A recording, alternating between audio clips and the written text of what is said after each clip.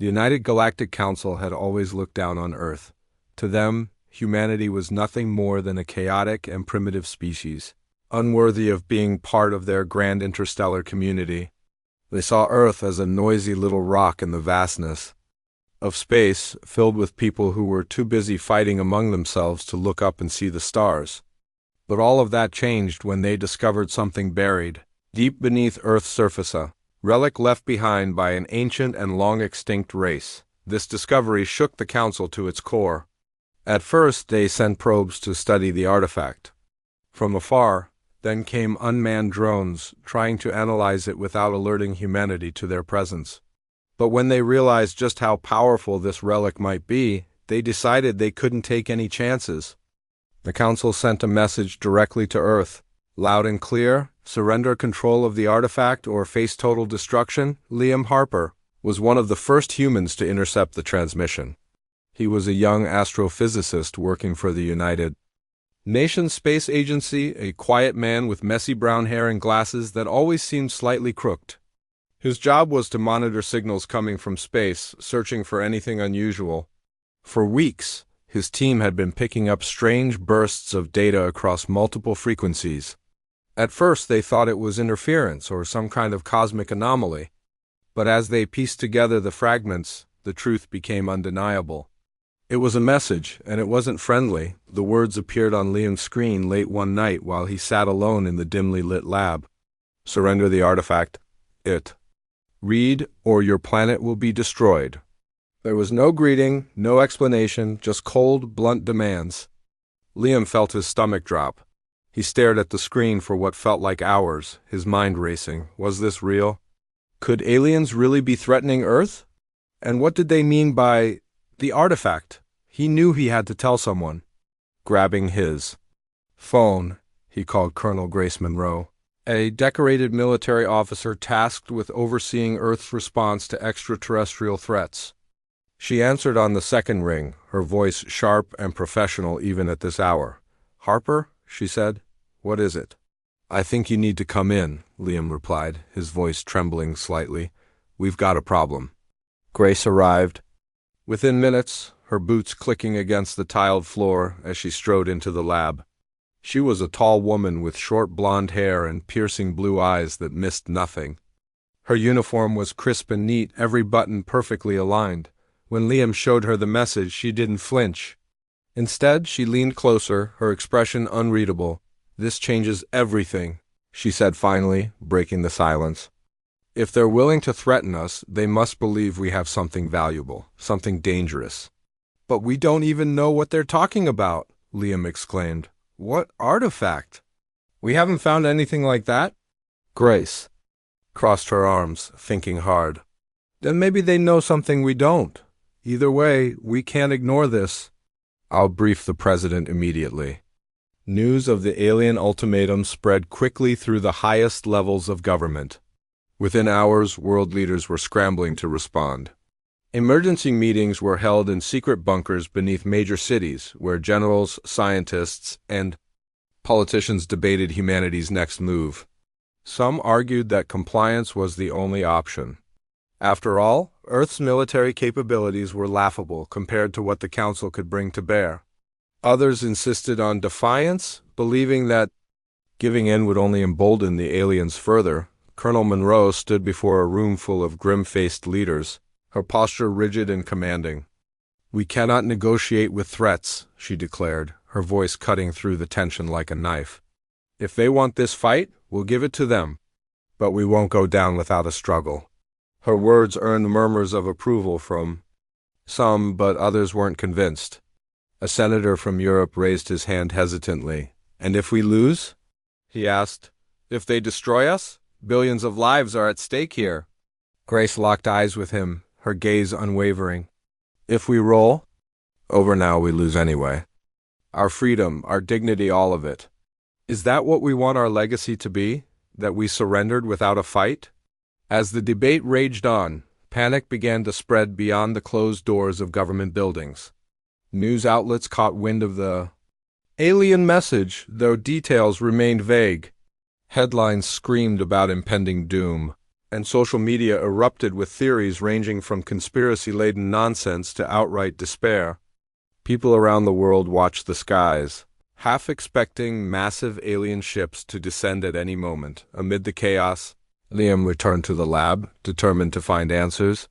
He pored over the intercepted transmissions, searching for clues about the artifact the Council kept mentioning. If they wanted it so badly, it had to exist somewhere. But where? And why hadn't anyone noticed it before? His investigation led him to a classified database maintained by the United Nations Space Agency. Buried deep within the files was a report about strange energy readings detected in the deserts of New Mexico. The source of the readings had never been identified, and the project had been quietly shelved due to lack of funding. But now everything clicked into place. Liam forwarded the information to Grace, who wasted no time assembling a team to investigate. Within days, excavation efforts began at the site. Heavy machinery dug into the earth, uncovering layer after layer of sand and rock. As the dig progressed, workers stumbled upon something extraordinary, a massive crystalline structure embedded in the ground. It pulsed faintly with light, casting an eerie glow across the desert landscape. Scientists descended on the site, eager to study the mysterious object. Among them was Dr. Rachel Bennett, a renowned archaeologist known for her work on ancient civilizations. She approached the artifact with a mixture. Crossing out text indicates editing or deletion. Let me know if you'd like me to continue revising. The artifact lay half buried in the desert sand, its crystalline surface shimmering faintly under the harsh New Mexico sun. It was enormous, far larger than anyone had anticipated, easily the size of a small house. Its edges were jagged but precise, as though carved by an intelligence far beyond human understanding. The light that pulsed from within it seemed alive, shifting colors and intensities in patterns that defied explanation. Scientists gathered around it, their faces a mix of awe and unease. Dr. Rachel Bennett knelt close to the structure, her gloved hands hovering just above its surface. She'd spent years studying ancient ruins, but nothing had prepared her for this. The artifact wasn't like anything humanity had ever encountered before. It didn't look natural, yet it also lacked the cold precision of machine-made objects. Strange symbols were etched into its surface, intricate designs that spiraled and intertwined in ways that made her head spin if she stared too long. "This isn't just a relic," Rachel muttered to herself, her voice barely audible over the hum of generators powering the excavation site. "It's something else." Liam Harper stood nearby, watching intently. He'd been invited to join the research team after discovering the energy readings that led them here. Though he wasn't an archaeologist or a historian, his expertise in astrophysics made him invaluable.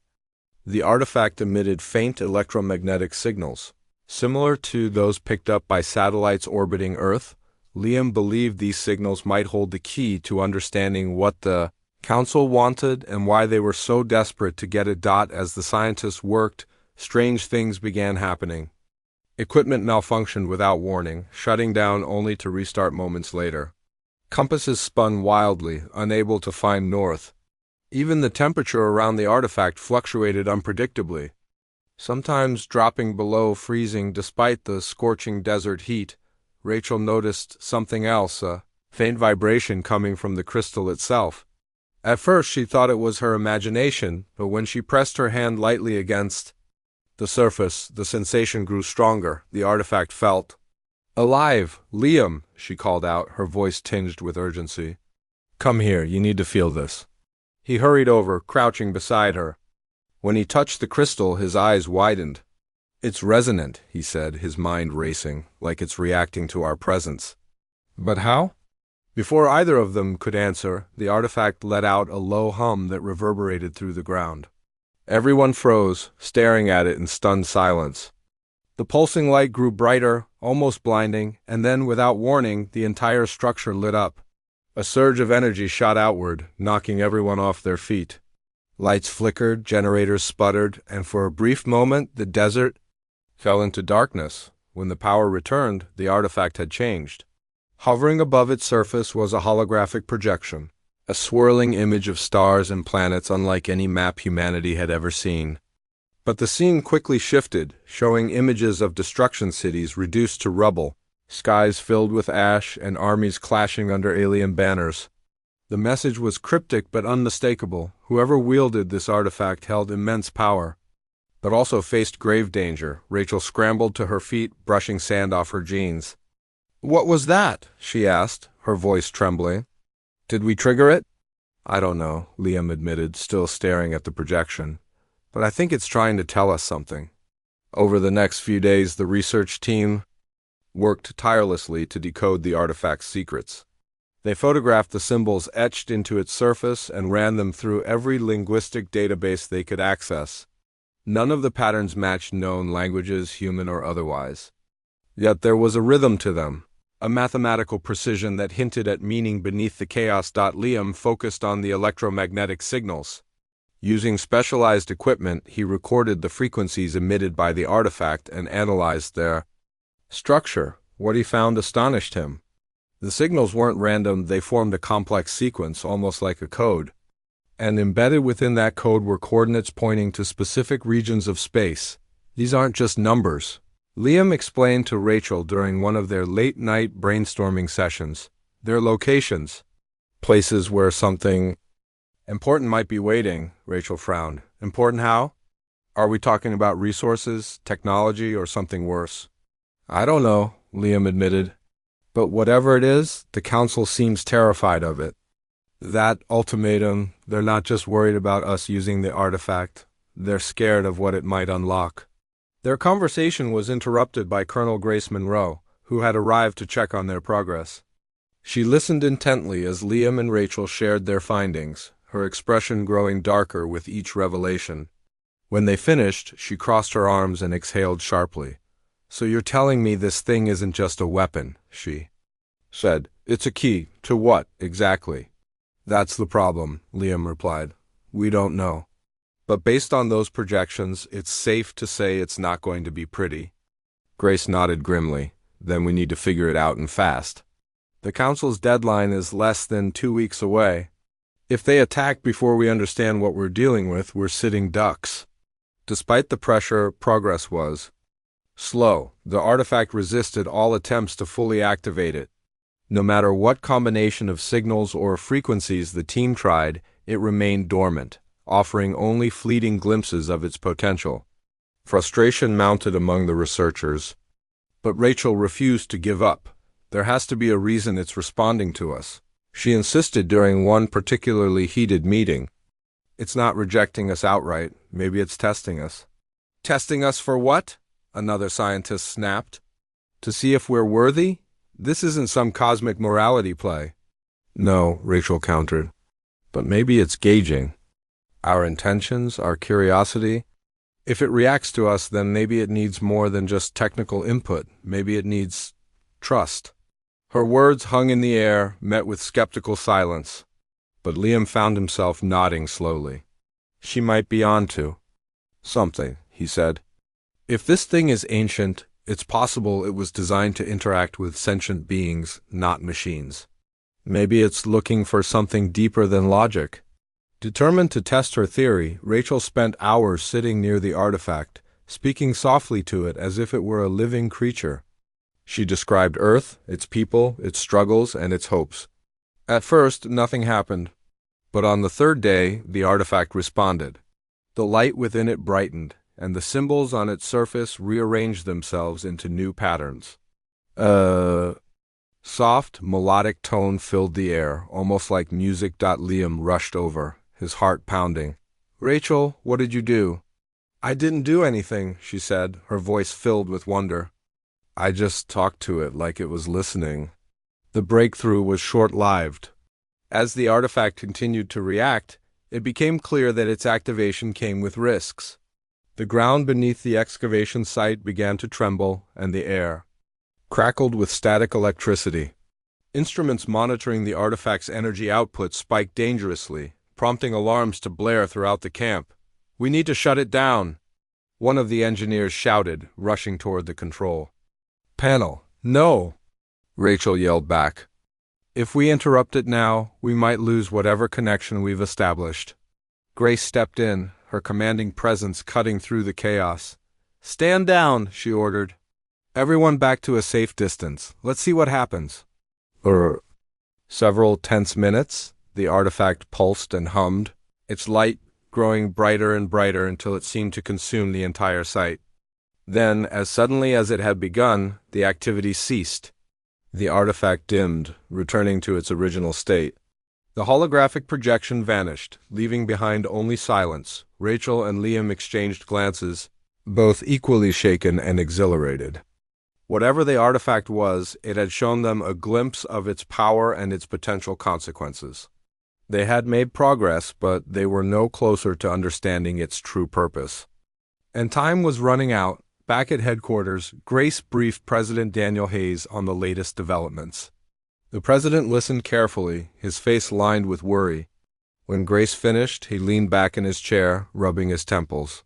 "So, let me get this straight," he said slowly. "This thing could save us or destroy us, and we have no idea which it'll do until we use it."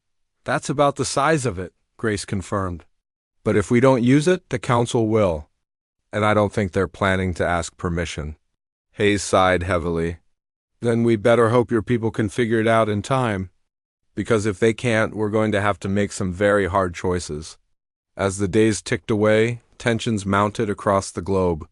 Protests erupted in major cities, with citizens divided between those advocating peace and those demanding resistance. Journalists reported live from the front lines, capturing the raw emotion gripping the planet. Among them was Ethan Cole, a seasoned reporter known for his unflinching coverage of global crises. His broadcasts reached millions, uniting people in defiance against the looming threat, but not everyone agreed with the stance of resistance.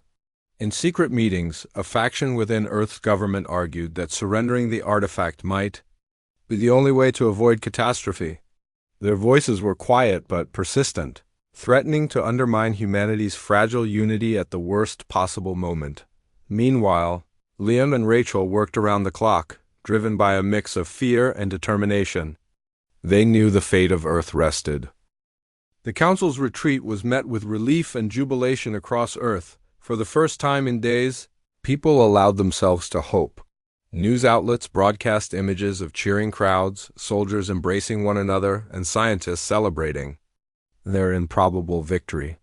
Journalist Ethan Cole captured the mood perfectly in his reports, describing the scene as a moment of unity unlike anything humanity has ever seen. Yet beneath the surface, unease lingered. Liam Harper stood at the edge of the excavation site, staring up at the sky where the alien ships had vanished. The artifact loomed behind him, its light dimmer now, but still pulsing faintly. He couldn't shake the feeling that something was wrong. The Council hadn't attacked after the energy beam struck their fleet, but they hadn't surrendered either. Their sudden withdrawal felt calculated. Rachel Bennett joined him, her arms crossed tightly against the cool desert night.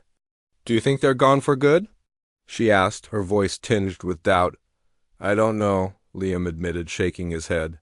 "But I don't trust it. They didn't come all this way just to leave empty-handed."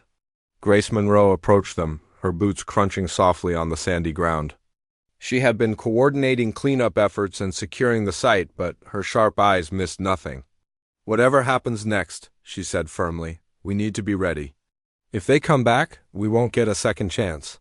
Her words hung in the air, heavy with unspoken fears.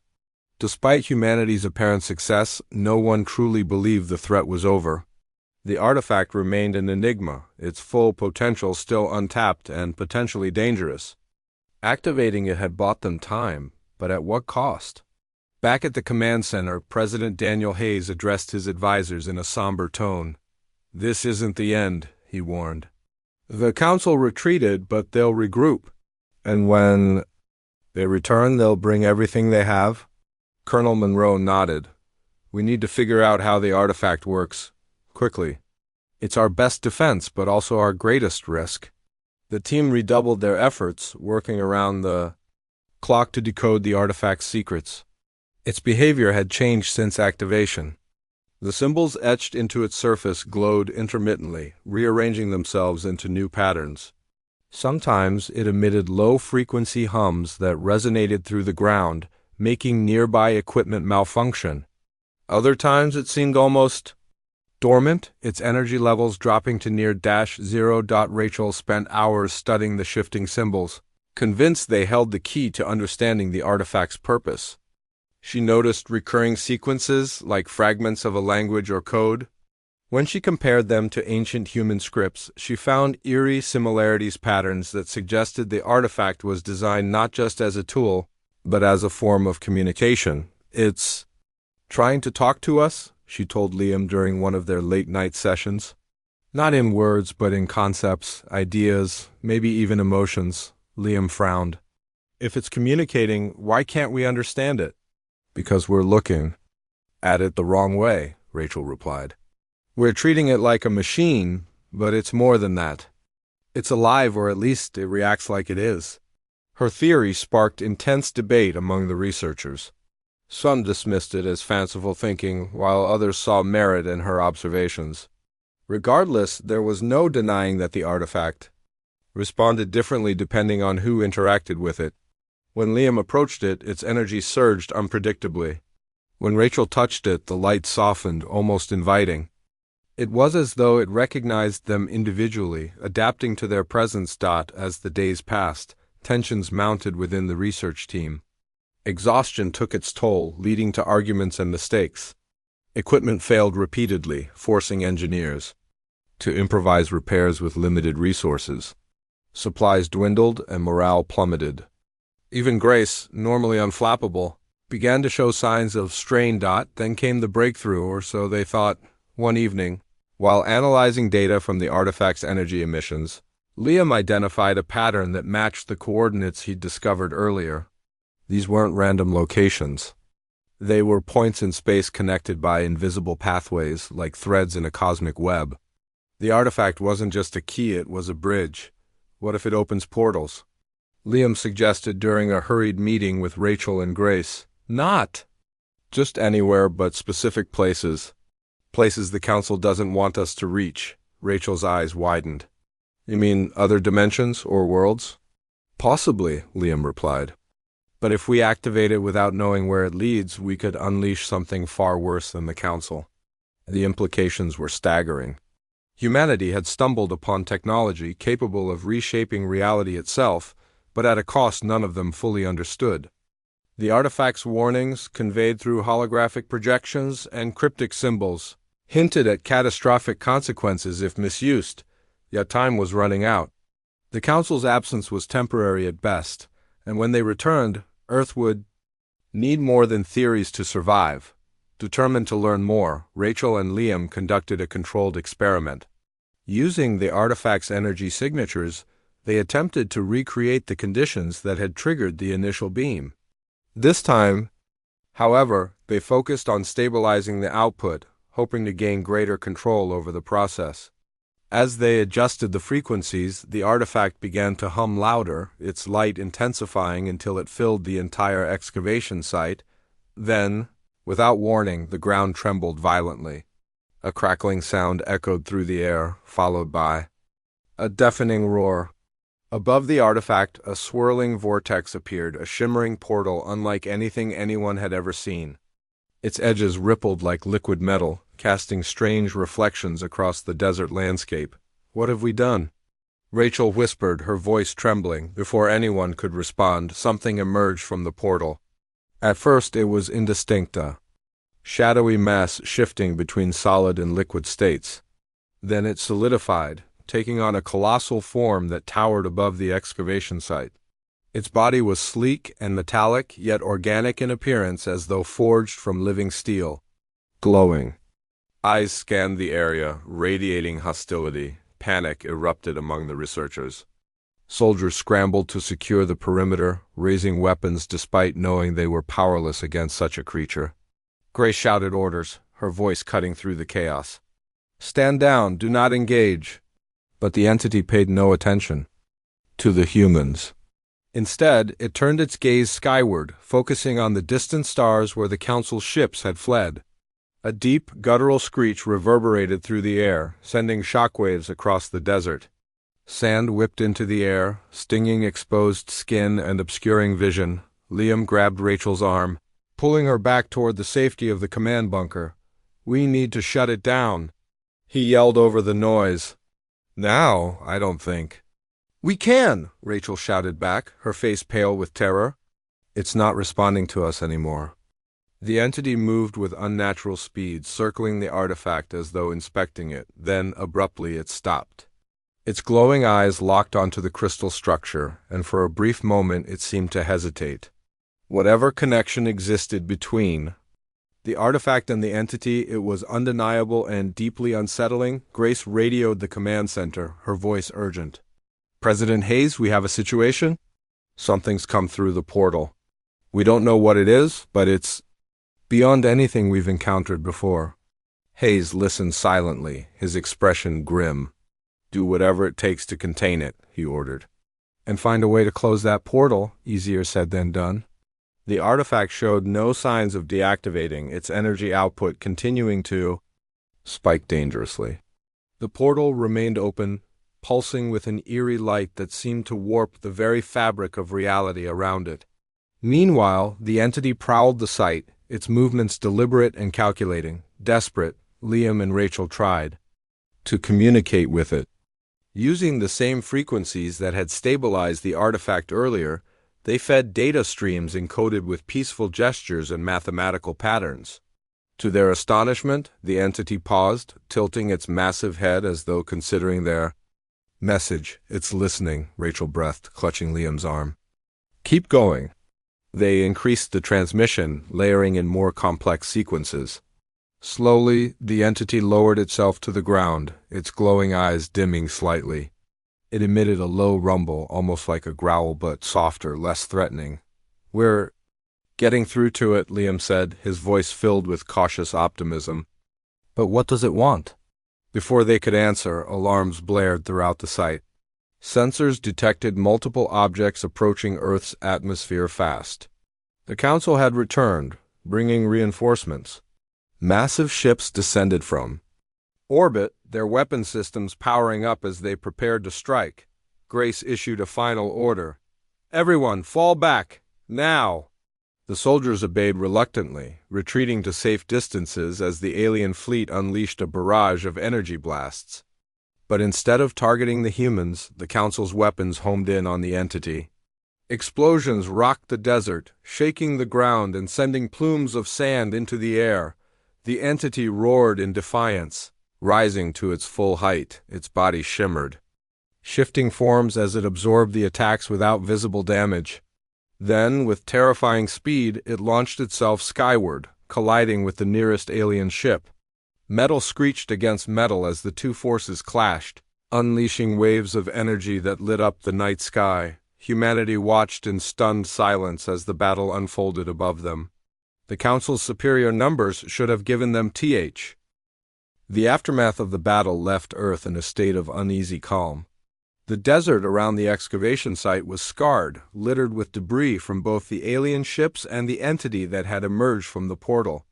Soldiers and scientists moved cautiously among the wreckage, their faces etched with exhaustion and disbelief.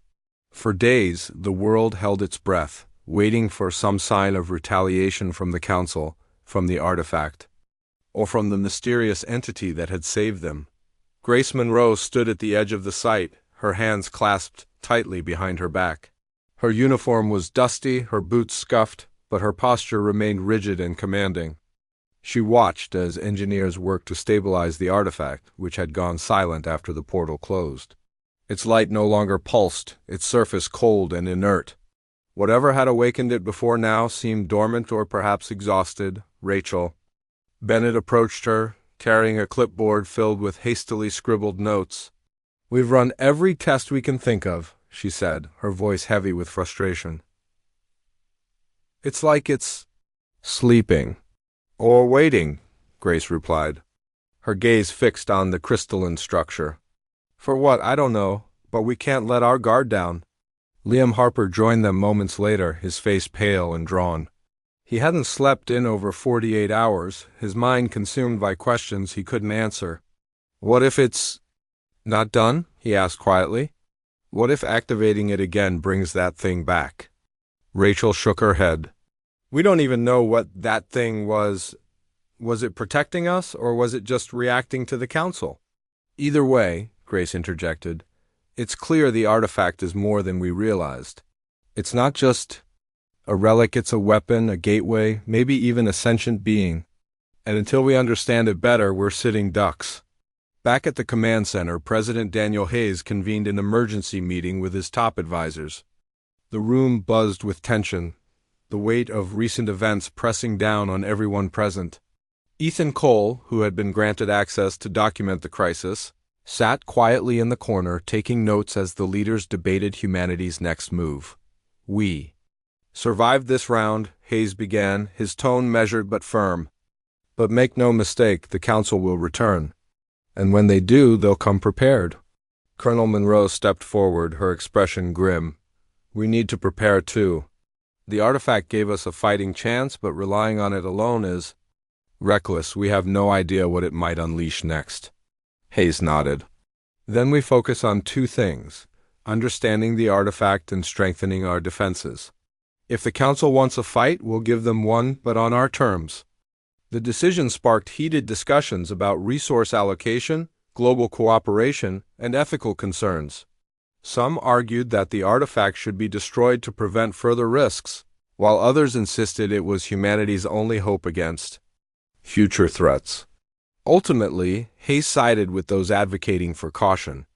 The artifact would remain under strict supervision, studied intensively but not activated without explicit approval.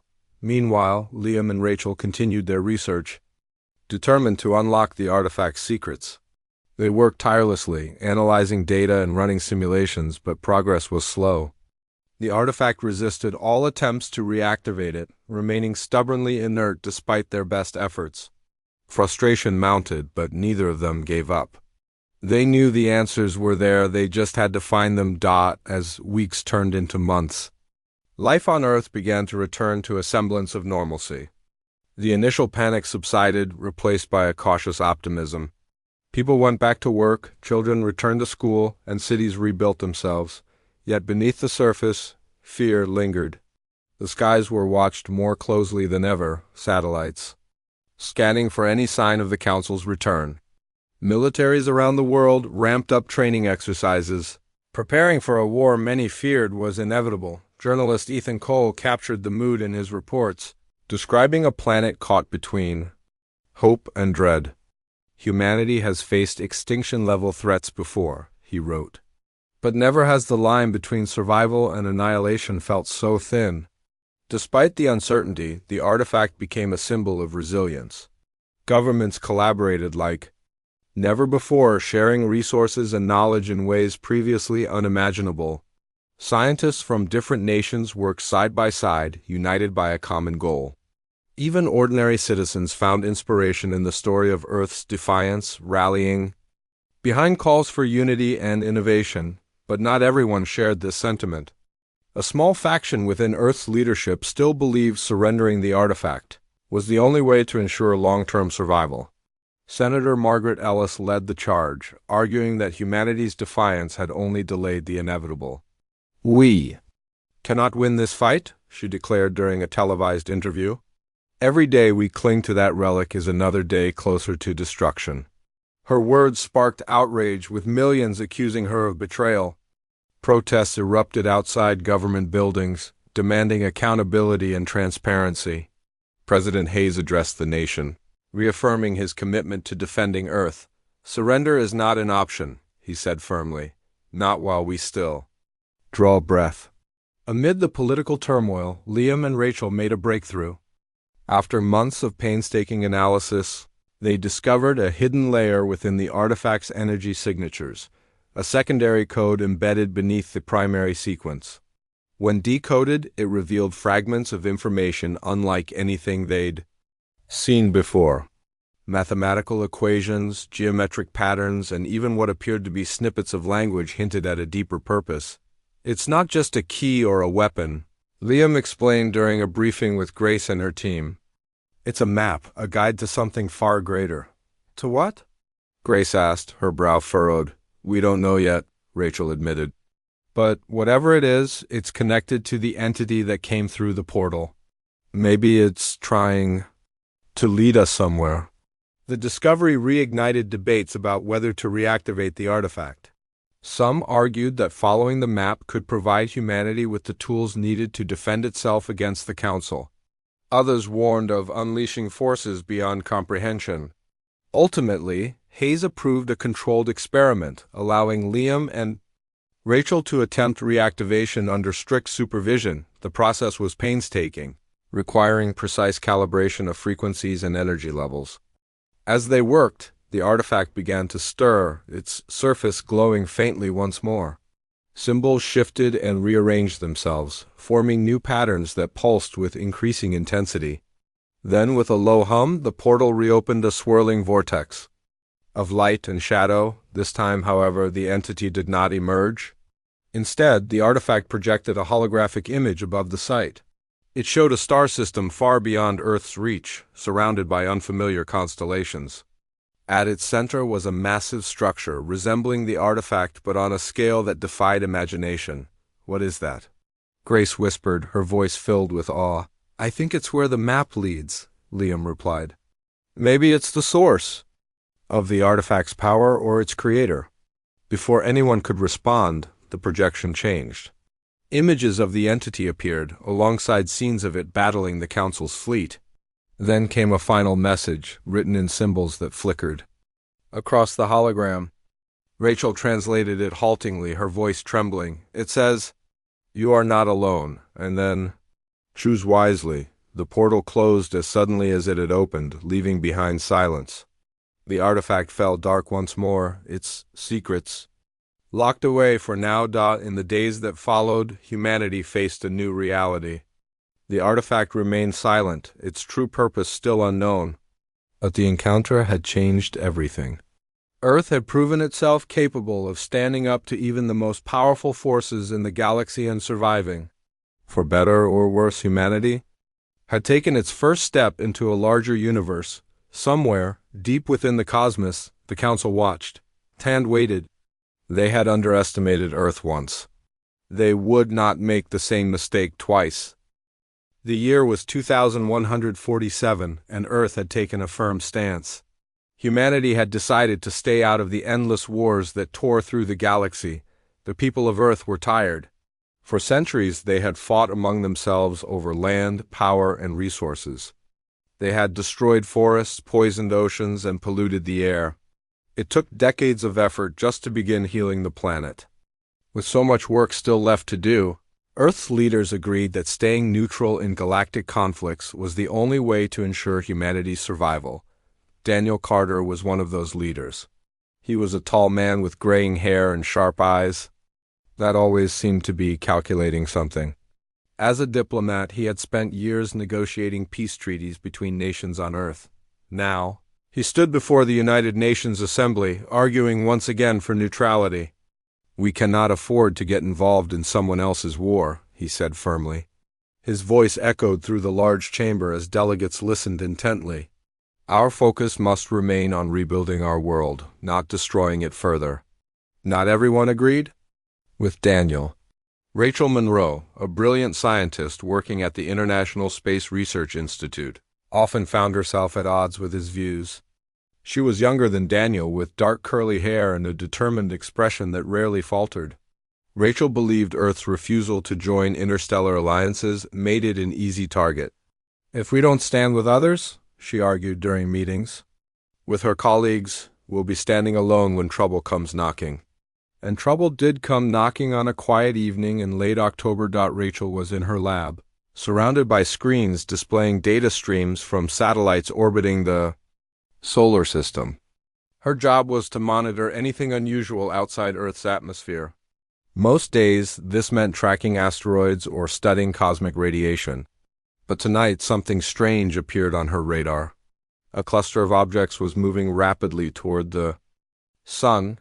At first, she thought they might be comets or some kind of natural phenomenon. However, as the readings became clearer, her heart sank. These weren't random rocks floating through space. They were ships. Hundreds of them. Rachel immediately contacted her supervisor, who alerted the Global Defense Network. Within minutes, alarms blared across military bases worldwide. Governments convened emergency sessions, and news outlets scrambled to report the unfolding events. People watched anxiously as experts debated what these unidentified vessels could mean. Some hoped they were friendly visitors. Others feared the worst. When the fleet reached Mars orbit, communication finally came through. The message was broadcast in broken English, distorted by static but unmistakably hostile. "This is Commander Krauth of the Vorthek Dominion," the deep, guttural voice declared. "Your planet has been deemed unworthy of existence. Surrender your resources or face annihilation." The room fell silent as the transmission ended. No one knew how to respond? The Vorthek Dominion? Few people on Earth had even heard of them. Rachel pulled up everything she could find in classified databases. What she discovered chilled her to the bone.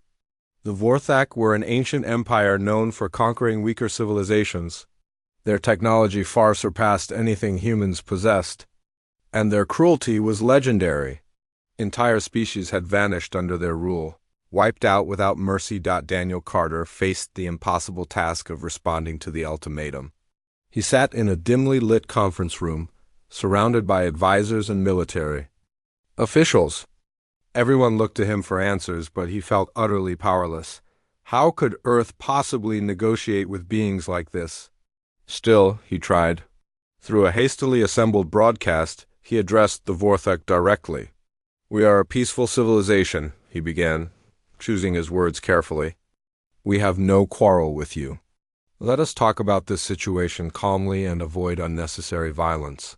Krauth's reply came swiftly and mockingly. "Peaceful?" the alien sneered. "You call yourselves peaceful while hiding behind your pathetic defenses? You will comply or you will perish." The transmission cut off abruptly, leaving Daniel staring blankly at the screen. Word of the exchange spread quickly, sparking panic across the globe. Families packed up their belongings and fled major cities, fearing imminent attacks. Grocery store shelves emptied as people stockpiled food and water. Social media buzzed with rumors and conspiracy theories. Some claimed the government had known about the invasion for years and kept it secret. Others insisted the whole thing was a hoax designed to distract from economic problems. Amid the chaos, Alex Bennett worked tirelessly in his workshop. A former Marine turned engineer, Alex had spent the last decade designing experimental combat drones. His small facility was tucked away in the desert, far from prying eyes. When news of the Vorthak broke, he didn't hesitate. He called Rachel, knowing her expertise would be invaluable. Together, they devised a plan to retrofit outdated fighter jets with cutting-edge AI systems. If Earth couldn't match the Vorthak ship for ship, maybe it could outsmart them, while Alex focused on upgrading weapons. Emily Dawson chased down leads as a journalist covering the crisis. Her articles for Global News Network had earned her a reputation for fearless reporting. Unlike many reporters content to sit in press rooms, Emily ventured into danger zones to capture raw footage.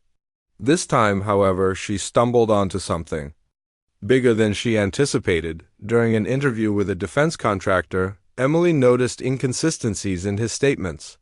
When pressed, the man grew visibly nervous. Following her instincts, she dug deeper and uncovered evidence of sabotage within Earth's defense networks. Critical satellites responsible for tracking enemy movements had been disabled remotely. Someone on the inside had betrayed humanity, leaving it vulnerable. Emily traced the breach to a shadowy figure tied to corporate interests profiting from chaos. Realizing the implications, she risked exposure to gather proof. Her expose aired just hours before the Vorthak launched their first attack, buying precious time for Earth's defenders. The initial assault targeted orbital stations and major cities. Lasers rained down from the sky, reducing skyscrapers to rubble and igniting massive fires. Fighter jets scrambled to intercept the invaders, but the Vorthak ships moved too fast. Their shields deflected every missile fired, rendering Earth's Weapons useless. Civilians screamed as explosions rocked their neighborhoods. Hospitals overflowed with casualties, and emergency services struggled to keep up. Despite the overwhelming odds, humanity refused to give up. Pilots flew suicide missions, ramming their planes into enemy vessels in desperate attempts to cause damage. Ground troops mobilized en masse, preparing for urban warfare. Even ordinary citizens joined the fight, using whatever tools they could find to defend their homes. In Chicago, a group of factory workers armed with makeshift flamethrowers held off a squad of alien drones long enough for reinforcements to arrive. In Tokyo, teenagers hacked into abandoned robots and repurposed them as sentries. Back at the International Space Research Institute, Rachel monitored the battle from afar. Each loss weighed heavily on her conscience. She had warned about this day, yet here it was, worse than she imagined. As she analyzed the Vorthak tactics, she noticed patterned small windows of opportunity where their defenses dropped momentarily. Sharing this information with Alex, she helped refine his drone designs to exploit those weaknesses. For now, Earth survived, but barely. The cost of resistance mounted daily and morale wavered. People began to wonder if surrender might be the only option, yet amidst the despair, a spark of hope lingered. Perhaps help would come from beyond the stars. Perhaps Earth wasn't truly alone after all. As night fell over the ravaged planet, Rachel gazed out her window at the glowing horizon. Somewhere out there, amid the vastness of space, lay answers and allies. All they needed was a chance to reach them.